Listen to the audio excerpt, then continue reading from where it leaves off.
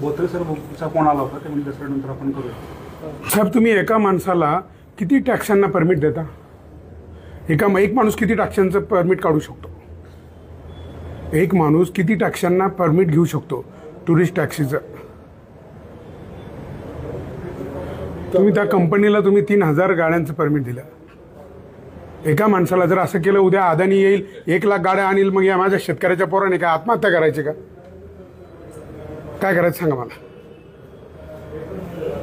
काय करायचं का? आता हे जे मोल आहे ना, हे सगळे शेतकऱ्याची पोर आहे. आणि ह्या पुणे शहराच्या आजूबाजूला जी खेडी आहेत ना, त्या शेतकऱ्यांनी आपलं सोनं, बायकोचं, आईचं घाण ठेवून आणि या गाड्या घेतल्या.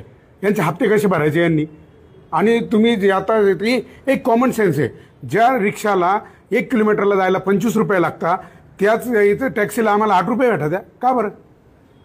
मग तुम्ही तुमच्या स्तरावर इथं शहरामध्ये एक नियंत्रण नाही मिळू शकत का ह्या ॲपवाल्यांवर? आता आम्हाला असं समजतंय का हे सगळे शासकीय अधिकारी ते काय या कंपन्याच्या मागे पुढे का पळताय, मला काही कळत नाही.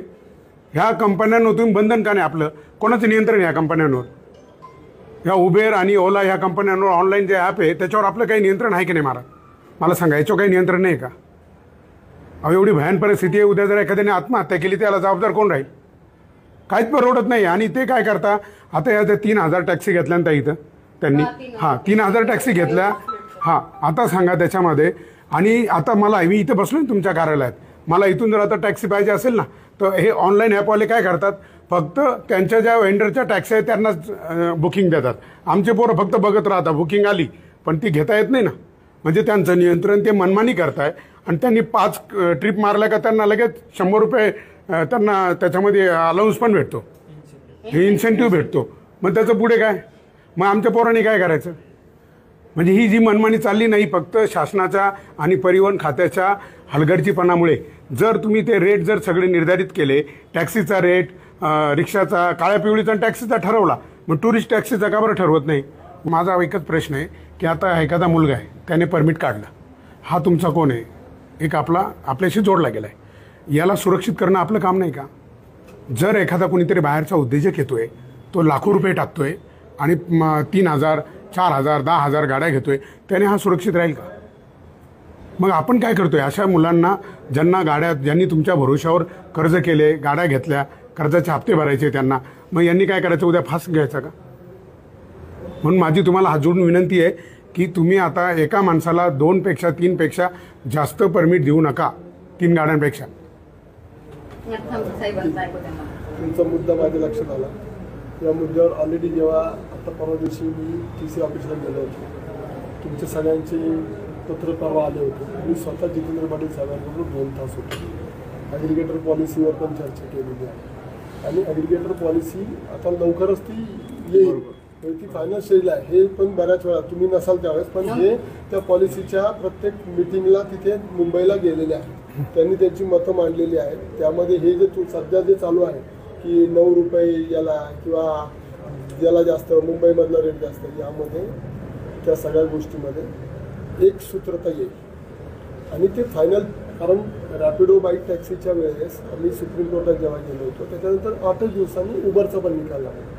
त्या निकालामध्ये त्यांनी या प्रकारची सूचना ऑलरेडी सुप्रीम कोर्टाने ज्या त्या ऑर्डरमध्ये मेन्शन केलेली होती ॲग्रिगेटर पॉलिसीची दिली, आणि त्याच्या अनुषंगाने शासनाने एक कमिटी नेमली. सिनियर मोस्ट IAS ऑफिसर्स त्याचे अध्यक्ष होते आणि त्या कमिटीने त्यांचे फाइंडिंग सगळे करून ते ऑलरेडी फायनल स्टेजमध्ये आहे. आणि ती या महिन्याभरामध्ये किंवा 2 महिन्यात, मला माहीत नाही, तर मी शासन नाही त्यामुळे मी सांगू शकत नाही की, पण ते ऑलरेडी त्यांचं सगळं फायनल झालेलं आहे. ते जाईल. यामध्ये निश्चितच कष्टकऱ्यांची काळजी घेतली गेलेली आहे आणि त्यांना तुम्हाला न्याय त्याच्यामध्ये मिळणार आहे. म्हणजे असं होणार नाही की हे त्यांच्या मनमानी कारभार जे करतात ते कारभार ते करू शकणार नाही. बरं, माझी आता याच्यामध्ये एक विनंती आहे. मला सांगा, प्रत्येक गोष्टीसाठी आपल्याला फक्त कायदा करण्याची गरज आहे का? मला एक सांगा, जर टॅक्सीला, काळ्या पिवळीला 25 रुपये किलोमीटरला, मग तुम्ही ह्या ॲपवाल्यांवर बंधन नाही आणू शकत का? यांना 25 रुपयापर्यंत रेट द्या. ते सांगतोय ना मी. त्यामध्ये ते मनमानी करताय ना, याला कायदाच पाहिजे का? त्यामध्ये ॲग्रिगेटर पॉलिसी महाराष्ट्रात नाही. ती पॉलिसी येत नाही. साहेब, मी काय म्हणतो, पॉलिसी नको. तुम्ही इथं अधिकारी आहे ना, तुम्ही तो कायदा, तो निर्णय घेऊ शकत नाही का? साहेब, तुम्ही ओला आणि उबेरवाल्यांना जर लेखी कळवलं की टॅक्सी आणि रिक्षा यांच्यापेक्षा खाली दर यांना द्यायचा नाही, तर ते काय करणार आहे? तुम्हाला बंदूक लावणार आहे का? तुम्ही काय त्यांना पत्र देत नाही? त्यांच्याशी व्यवहार करा ना. प्रत्येक गोष्टीला कायदा पाहिजे का मला सांगा? अहो हे नियम आपण आपल्यासाठी बनवले साहेब. मग तुम्ही ऐका, तुम्ही मला तुमचं डिपार्टमेंट हे पुणे जिल्ह्यातलं हे नैराश्यवादी दिसतंय. तुम्ही का कधी केला का प्रयत्न की बाबा एकाला जर एवढा भाव मिळतोय मग दुसऱ्याला काय एवढा कमी देतोय? तुम्ही हा ओला उबेरवाल्यांशी कधी बोलले का? त्यांना पत्र लिहिले का हे तुम्ही हे कमी करा म्हणून? तुम्ही आमच्या मुलांची थोडी काही चूक होऊ द्या, पाहिजे तेवढे दंड लावून देता. तुम्ही या लोकांना यांचे लायसन तरी चेक केले का तुम्ही? आता अनेक ॲप आले मार्केटमध्ये, तुम्ही कधी का करत नाही आहे? माझी एक विनंती आहे, कायदा येईल तेव्हा येईल. आता या पोरांचं नुकसान यांना काय स्वस्तात मिळतो का गॅस CNG? यांना डिझेल स्वस्तात मिळतंय, पेट्रोल स्वस्तात मिळतंय का? तर तुम्ही कायदा येईल तेव्हा येईल. तुम्ही सगळ्यात पहिलं आज उद्याची उद्या त्यांना पत्रव्यवहार करा आणि त्यांना सांगा ही मनमानी थांबवा. जर 25 रुपये तुम्ही जर रिक्षावाल्याला देताय, टॅक्स काळ्या पिवळीला देताय, मग या टुरिस्ट टॅक्सीवाल्यांना का देत नाही आहे? पत्रव्यवहार लिहा ना. त्याच्यासाठी कायदा, प्रत्येक गोष्टीत कायदा पाहिजे का? काय साहेब, तो वर्षभर येणार नाही कायदा. तोवर काय या पोरांनी काय आत्महत्या करायच्या? यांचं कर्ज थांबणार नाही. बँकेने जे कर्ज दिले ते थांबणार नाही. व्याजावर व्याज चढले. हां, आता हे रेटमुळे परत आणखी 6 महिने कायदा यायला लागले. 2 महिने लागले. 2 महिन्यात आमच्या गाड्या जातात. आहे का? एका महिलेच्या डोळ्यात अश्रू येत आहे आणि मग मला एका प्रश्नाचं फक्त उत्तर द्या. तुम्ही एक मिनिट थांबा ना. तुम्ही काहीच करू शकत नाही का? तुम्ही यांच्या नियंत्रण साधा प्रश्न विचारू शकत नाही? तुम्ही यांना पत्रव्यवहार करा ना. एका गाडीला जर 25 रुपये मिळत आहे, दुसऱ्याला 8 रुपये मिळतात, तर 9 रुपये देता येईल. आणि तुम्हाला याच्यासाठी कायदा पाहिजे का? मी सांगितलं तुम्हाला की नाही, तुम्हाला याच्यासाठी कायदा पाहिजे का? तुम्हाला अधिकार नाही का? तुम्हाला अधिकार नाही का? मी तुम्हाला आता तेच सांगितलं की त्याच्यामध्ये मी ओला उबरच्या संदर्भात चर्चा करतो. नाही, पण आतापर्यंत काय केलं तुम्ही? किती वर्षापासून चालले? अहो 2018 पासून चाललंय साहेब हे. नाही, ऐका ना 2 मिनिट. ताई 2 मिनिट ऐका ना. ताई 2 मिनिट ऐका. मी काय म्हणतो साहेब, हे बरं, मला हे तुमच्या अधिकारात नाही का? तुम्ही यांना जाब विचारू शकत नाही का?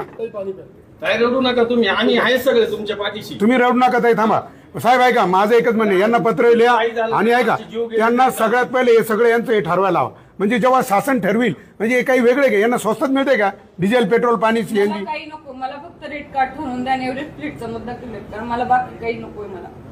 हा साहेब, तिथं UP, MP, बिहारी, राजस्थान पोर आहेत. आमच्याकडे व्हिडिओ आहेत त्यांचे. बाहेरचे पोरं येऊन इथं काम करतात. म्हणजे यांनी गाड्या विकायच्या आणि त्यांच्या गाड्यांवर ड्रायव्हर राहायचं का? रिक्षावाल्यांना पण बिझनेस नाहीये त्या गाड्यांमुळे सर. त्या गाड्या रिक्षाच्या साईडच्या आहेत, गल्ली बोळात कुठेही जातात सर. काय आमच्यावर किती अन्याय आहे सर. आम्ही हप्ता भरू शकत नाही घरी. नाही साहेब, ऐका, माझी एक विनंती आहे. जो कायदा करील सरकार, मग येईल आणि मग तुम्ही कारवाई करणार. तुम्ही इथं कशाला बसले? माझं एकच विनंती आहे, तुमच्या डोळ्यात आम्ही निदर्शनात आणून दिलं ना, त्यांना 25 रुपये कुठे रिक्षाला, काळ्या पिवळीला, आणि यांना 10 रुपये, 8 रुपये, 9 रुपये, त्यांच्या बापाची पेंट आहे का?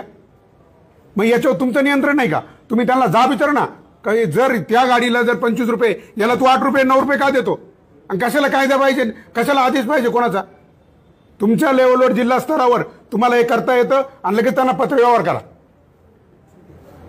पत्रव्यवहार करा. नाही केलं त्यांच्यावर बंदी आणा ना. तुम्हाला अधिकार आहे साहेब, तुम्ही त्यांच्यावर बंदी आणा. आज इथं या मायमावल्यांना रडावं लागते साहेब. जर कोणाची आत्महत्या घडली ना, हे बघा साहेब, आम्ही कोणाला सोडणार नाही.